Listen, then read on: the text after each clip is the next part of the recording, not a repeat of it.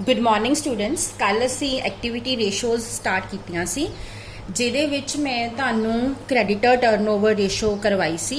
अज दे इस लैक्चर दे विच असी करांगे कि डेटर टर्नओवर रेशो किस तरह नाल कैलकुलेट कीती जांदी आ।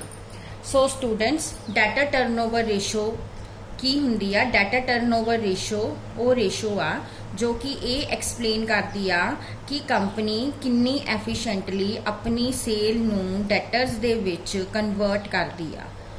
So students, debtor turnover ratio दा फॉर्मूला की हुंदा आ? फॉर्मूला हुंदा आ नैट क्रैडिट सेल। डेटर्स कौन हुंदे आ? जिन्हां नूं असीं क्रैडिट ते सेल कीती हुंदी आ। सो फॉर्मूला की आ? Net credit sale divide by average debtors multiply by 100 असी तां करांगे अगर असी परसेंटेज दे विच कैलकुलेट करनी है, और जे असी सिंपल कड्ढनी है तो फिर इस तरह नाल कैलकुलेशन होएगी net credit sale divide by average debtors. हुण असी इस तो इलावा डेटर टर्नओवर रेशो तो इलावा असी एवरेज कलैक्शन पीरियड भी कैलकुलेट करते हैं। एवरेज कलैक्शन पीरियड का फॉर्मूला हुंदा आ number of days in a year divide करांगे डेटर टर्नओवर रेशो दे नाल।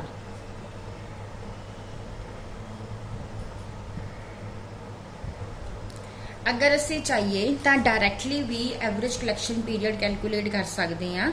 उहदा फॉर्मूला की आ? उहदा फॉर्मूला है number of days in a year divide by net credit sale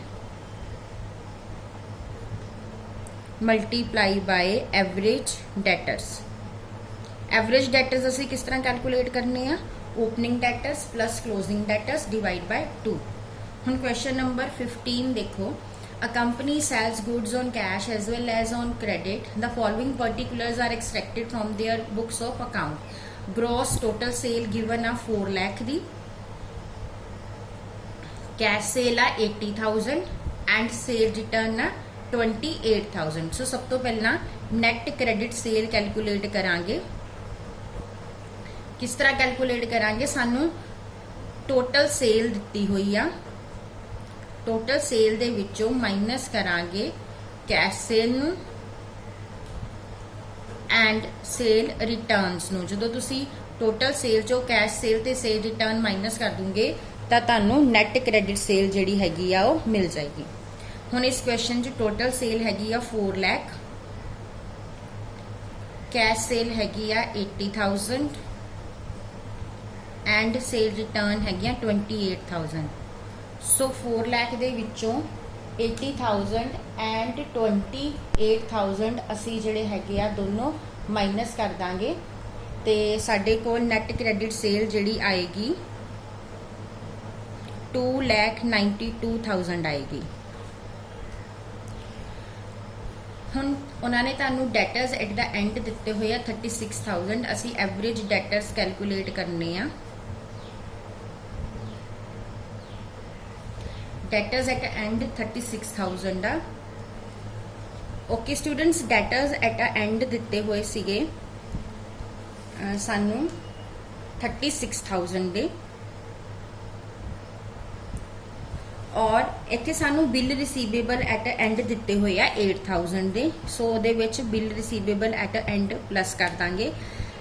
साडे कोल बिगनिंग का कोई भी डाटा अवेलेबल नहीं आ, सो एंड वाले दोनों प्लस करके वही साडे एवरेज बन जाएंगे। 36,000 प्लस 8,000 तुहाडा 44,000 आ गया एवरेज डेटर्स। हुण सानू पूछा गया calculate the average collection period. हुण असी एवरेज कलैक्शन पीरियड कैलकुलेट करना है। फॉर्मूला असी हुण दूसरे वाला फॉर्मूला लगावांगे number of days in a year. Number of days 365 लेने आ divide by net credit sale साडी आ गई 2,92,000 multiply by average debtors average debtor साडे आ गए 44,000 दे। सो जो तुसी इहनूं सॉल्व करोगे तो तुहाडा आंसर जिहड़ा हैगा आ नंबर ऑफ डेज 55 डेज आ जाएंगे। सो इस तरीके नाल आपां डेटर टर्नओवर रेशो जिहड़ी आ कैलकुलेट कर सकते हैं और एवरेज कलैक्शन पीरियड कट सकते हैं। हुण स्टूडेंट्स असी एक क्वेश्चन करांगे, क्वेश्चन नंबर 16 असी जिहड़ा है कल ही कर लिया सी। उहदे विच मैं तुहानूं स्टॉक टर्नओवर रेशो भी कैलकुलेट करनी दसी सी। अज असी एक होर सम सॉल्व करते हैं जिहदे विच असी स्टॉक टर्नओवर रेशो नूं कैलकुलेट करना सिखांगे। So stock turnover ratio calculate करन दा फॉर्मूला की हुंदा आ, मैं कल भी तुहानूं ये फॉर्मूला दस्सिया सी।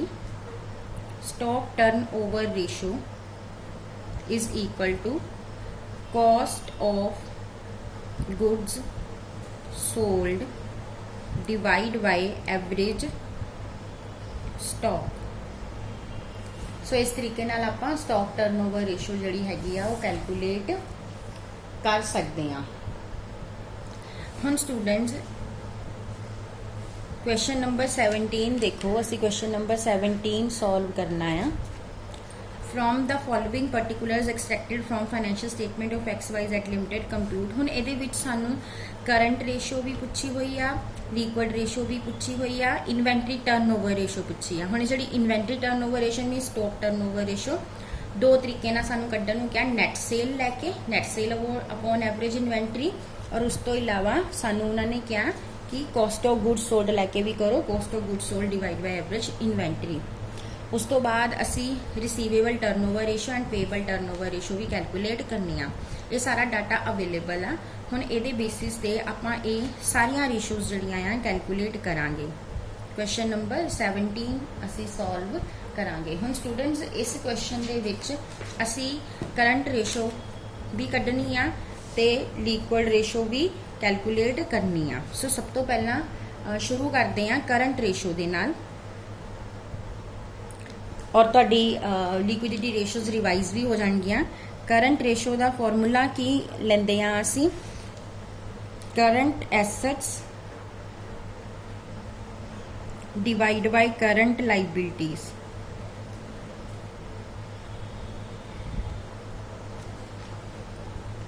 ओके हुण इस क्वेश्चन च सब तो पहला करंट एसेट्स किन्ने आ कैलकुलेट करांगे।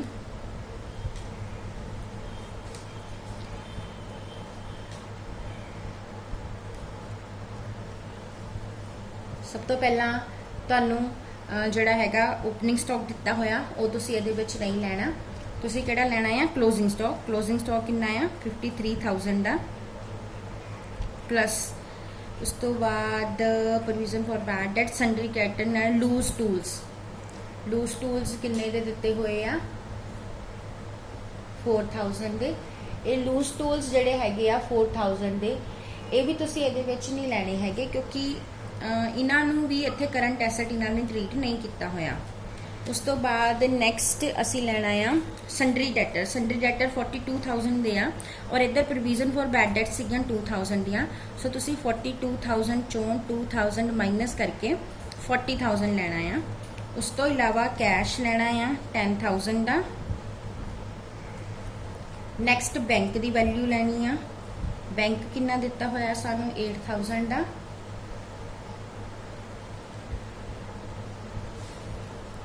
उस तो बाद bill receivable 15,000 and at the end सानू मार्केटेबल सिक्योरिटीज दित्तियां होईयां 8,000 दियां। हुण इन्हां सारियां दा टोटल कर लो।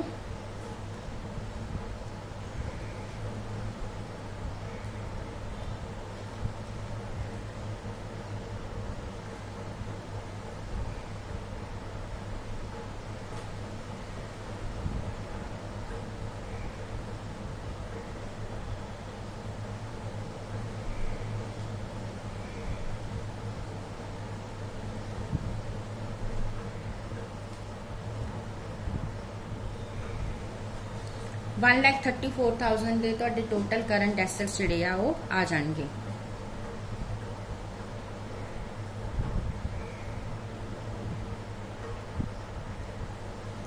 ओके स्टूडेंट्स, हुण असी करंट लाइबिलिटीज़ कैलकुलेट कर लैने आ। करंट लाइबिलिटीज़ ਲਈ संडरी क्रेडिटर्स दिते हुए आ 32,000 ਦੇ प्लस ਤੁਹਾਨੂੰ ਇਹਨਾਂ ਨੇ प्रोविजन फॉर टैक्सेशन दित्तियां होईयां 15,000 दियां एंड बिल्स पेबल दिते हुए आ 29,000 दे। सो ये टोटल तुहाडा आ जाना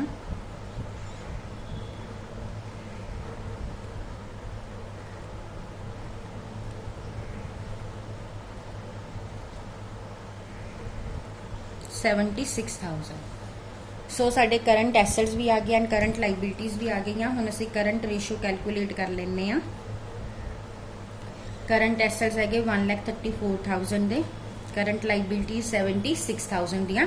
1,34,000 नूं 76,000 नाल डिवाइड कर दो 1.763 साडा आंसर आ जाएगा करंट रेशो का। हुण उस तो बाद सानू लिक्विड रेशो भी पुछी हुई आ।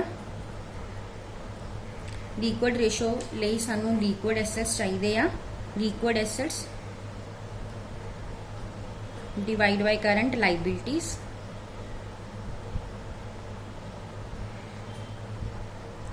हुण स्टूडेंट्स इत्थे देखो कि आपां स्टॉक जिहड़ा हैगा वो नहीं लवांगे, बाकी सारे जिहड़े हैगे आ साडे लिक्विड एसेट्स आ।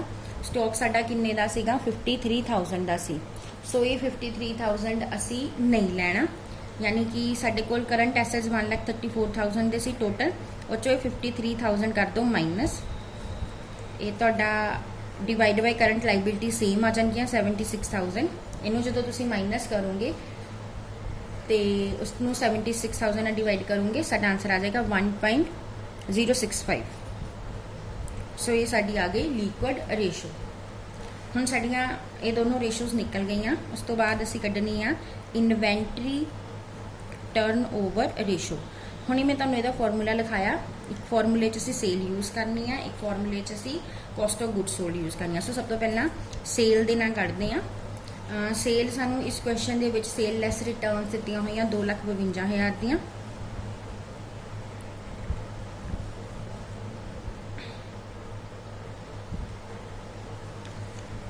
नैट सेल हैगी 2,52,000 दी। हुण एवरेज डेटर्स कैलकुलेट करने आ। एवरेज डेटर्स कैलकुलेट कर लो।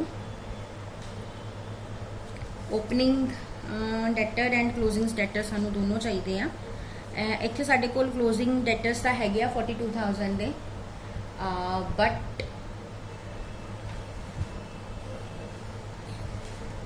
सॉरी स्टूडेंट्स मैं गलत फॉर्मूला लगा रही हाँ।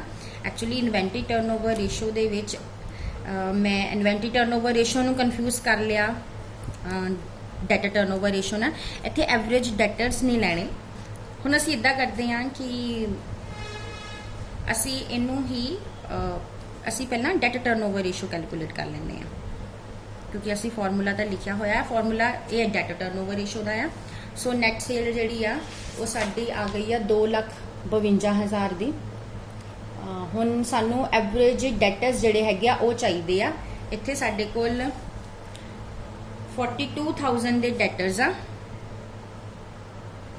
और बिल रिसीवेबल है 15,000 दे। दोनों का टोटल कर लो 57,000 तुहाडा आ जाएगा। सो इनू 57,000 ना डिवाइड कर दो। 2,52,000 नू 57,000 ना डिवाइड करांगे, आंसर आ जाएगा 4.421। हुण इस तो बाद पहला क्रेडिटर टर्नओवर रेशो कढ लैंदे आ।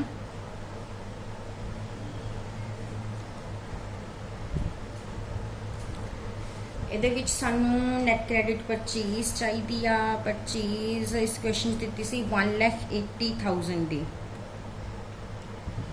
ਸੋ ਅਸੀਂ ਹੁਣ ਇੱਥੇ ਪਰਚੇਜ਼ ਜਿਹੜੀ ਲੈਣੀ ਹੈਗੀ ਆ ਉਹ ਕਿੰਨੀ ਲੈਣੀ ਆ 1,80,000। ਔਰ ਐਵਰੇਜ ਕ੍ਰੈਡਿਟਰਸ ਹੁਣ ਤੁਹਾਨੂੰ 32,000 ਦੇ ਦਿੱਤੇ ਹੋਏ ਆ ਇੱਥੇ,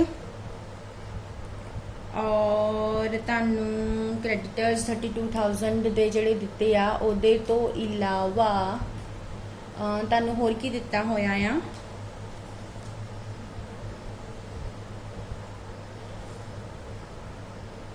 ਬਿਲਸ ਪੇਬਲ ਦਿੱਤੇ ਹੋਏ ਆ 29000 ਦੇ ਇਸ ਸਾਈਡ ਤੇ ਦੇਖੋ। ਸੋ ਤੁਹਾਡੇ ਤੁਸੀਂ ਇਹ ਦੋਨੋਂ ਪਲੱਸ ਕਰ ਲੈਣੇ 32000 ਪਲੱਸ 29000 ਇਹ ਤੁਹਾਡੇ ਆ ਜਾਣਗੇ ਐਵਰੇਜ ਕ੍ਰੈਡੀਟਰਸ। ਸੋ 1,80,000 ਨੂੰ ਅਸੀਂ ਡਿਵਾਈਡ ਜਿਹੜਾ ਹੈਗਾ ਆ ਉਹ ਕਰਨਾ 61,000 ਨਾਲ ਤੇ ਸਾਡਾ ਆਨਸਰ ਜਿਹੜਾ ਆ ਜਾਏਗਾ 2.95 ਆ ਜਾਏਗਾ। ਓਕੇ, ਹੁਣ ਲਾਸਟ ਵਿੱਚ ਇਨਵੈਂਟਰੀ ਟਰਨਓਵਰ ਰੇਸ਼ੋ ਰਹਿ ਗਈ ਆ।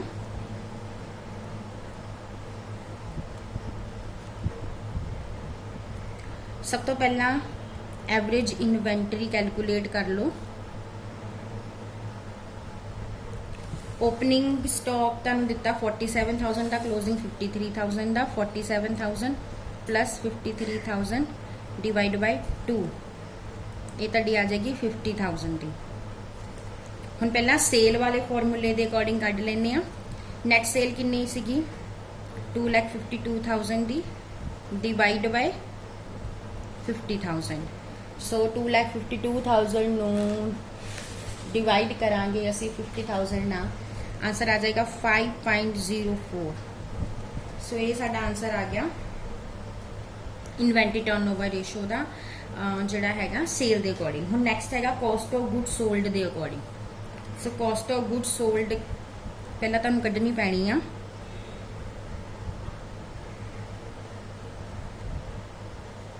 फॉर्मूला असीं लगावांगे opening stock 47,000 plus purchases 1,80,000 minus closing stock 50,000।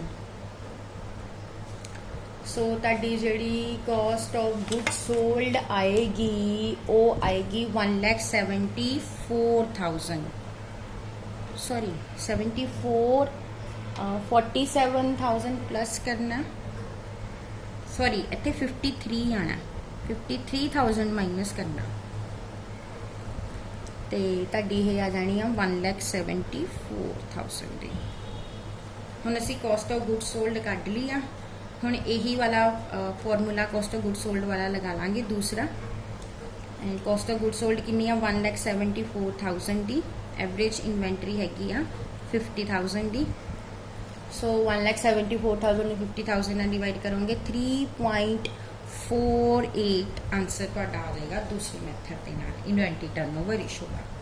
सो इस तरीके ਦੇ ਨਾਲ ਆਪਾਂ ਹੁਣ ਇਸ ਸਮ ਦੇ ਵਿੱਚ ਸਾਰੀਆਂ ਹੀ ਲਿਕੁਇਡਿਟੀ ਰੇਸ਼ੋਜ਼ ਐਂਡ ਐਕਟੀਵਿਟੀ ਰੇਸ਼ੋਜ਼ ਜਿੰਨੀਆਂ ਮੈਂ ਤੁਹਾਨੂੰ ਹੁਣ ਤੱਕ ਕਰਾਈਆਂ ਉਹ ਸਾਰੀਆਂ ਹੀ ਇਸ ਕੁਐਸਚਨ ਦੇ ਵਿੱਚ ਦੁਬਾਰਾ ਤੋਂ ਅਸੀਂ ਸੋਲਵ ਕਰਕੇ ਉਹਨਾਂ ਨੂੰ ਰਿਵਾਈਜ਼ ਕੀਤਾ। Thank you.